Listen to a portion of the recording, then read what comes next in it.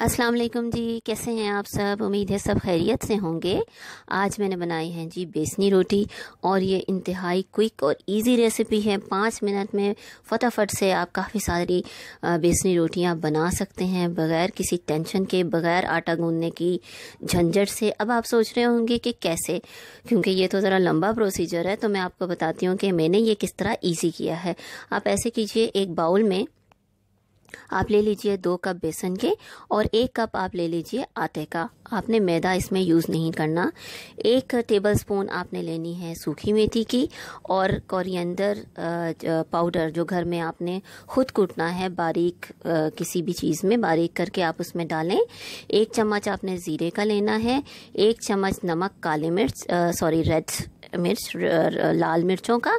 आपने अपनी मर्ज़ी से नमक और लाल मिर्चें ज़्यादा कम कर सकते हैं। बारीक कटा हुआ 1 मीडियम साइज़ का प्याज लीजिए, और इसके अलावा 2 चम्मच आपने लेनी है सब्ज़ मिर्च, ग्रीन चिली, और 1 मंच हमने लिया है जी कोरिएंडर लीव्स का, यानी हरा धनिया का।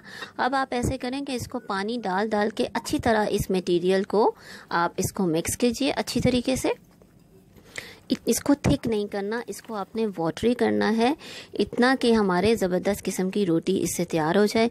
ये देखिए, ये मैंने काफ़ी वाटरी कर दिया है। अब मैं इसको 15 मिनट के लिए साइड पे रख दूँगी।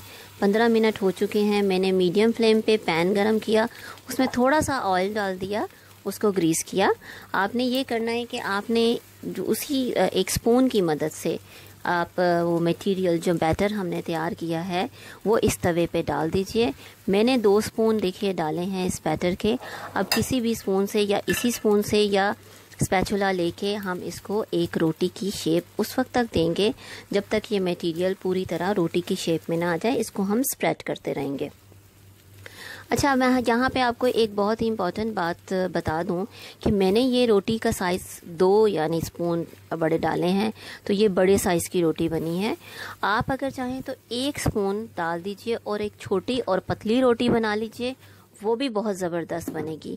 इसमें यह है कि वो थोड़ी ज़रा ज़्यादा क्वांटिटी में आपको बनानी पड़ेगी, लेकिन ये कि वो बहुत थिन और बहुत ही मज़े की बनेगी। अब आप ये देखिए कि रोटी का बैक साइड अच्छी तरह जब पक जाए तो उसके फ्रंट की साइड पे आपने फिर दोबारा थोड़ा सा ऑयल डालना है, और उसकी साइड को हाथ की मदद से और स्पून की मदद से आप पलट दें। अच्छी तरह आपने दूसरी साइड्स को भी पकाना है। बहुत ज़्यादा तेज़ आंच पे नहीं पकाना, क्योंकि बेसन है ये सख्त हो जाएगा, गलेगा नहीं।